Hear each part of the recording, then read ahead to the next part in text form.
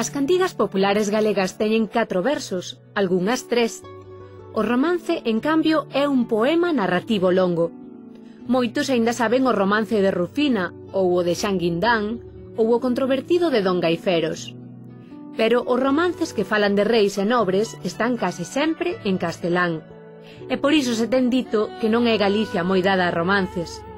Dos poucos romances da nobreza que aínda corren en galego, un deles é o da tremenda historia de Dona Silvela, a filla do rei, que se ve quedar solteira e quere casar co conde Don Alberte, pero como xa está casado, pídelle a seu pai, o rei, que lle mande matar a muller. E mándallo. E mata, pero o romance remata condenando o feito.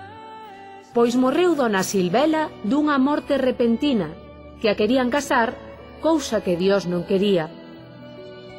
Estando doña Silvera polo corredor arriba, tocando nunha bojina desta maneira decía: todos os fillos do pueblo son casadas e teñen familia, eu por ser a máis hermosa aquí me encontro rendida. Ti que queres que che faga si pa ti non hai compañía? Solo o conde Don Alberte que é casado e ten familia. Pois dígañe usted mi padre da súa parte da miña que mata a súa condesa para casar ca súa filla. Chamou ao conde ao palacio e desta maneira lle decía: matarás a túa condesa para casar ca miña filla e traerás na cabeza nesta dourada vacía. Como quere que eso faga se ela non mo merecía? Faino, Don Alberte, faino antes dun Ave María, que si eso non fixeras, a morte che causaría. Marchou o conde ao palacio con máis pena que alegría, cerrou túneles e ventanas, cousa que nunca facía. Veu por ali a súa condesa e desta maneira lle dicía: que é o que che pasa, Alberte, que eu che alegrarei a vida. Dixo o rei que te mate e que che quite a vida, e que lle leva a cabeza nesta dourada vacía. Avisarás a un barbeiro que me dea unha sangría, así a pouquiño a pouco iráme marchando a vida. Deixa-me ir dar unha volta desde o sobrado á cociña, despedirme dos criados con quen eu me divertía. Traerme o meniño máis vello que o quero peitear, traerme o meniño máis novo que lle quero dar de mamar.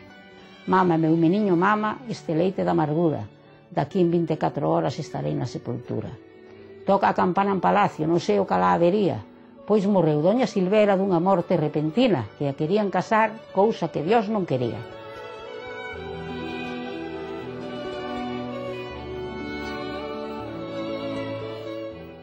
Ben falado. Época do ano na que vai máis frío. Inverno.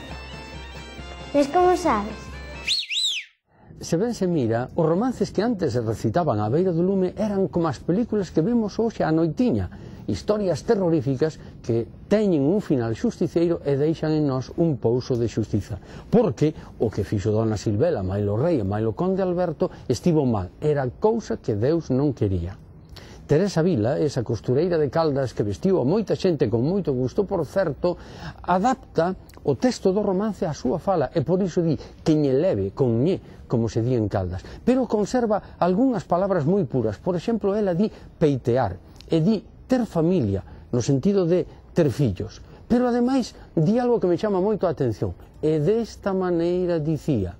Iso é algo que di moitas veces, centos de veces, Homero na Ilíada e na Odisea, Jos fato.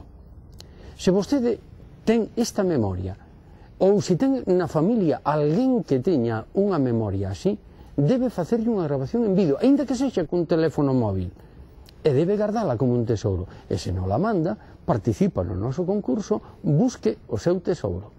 Abur.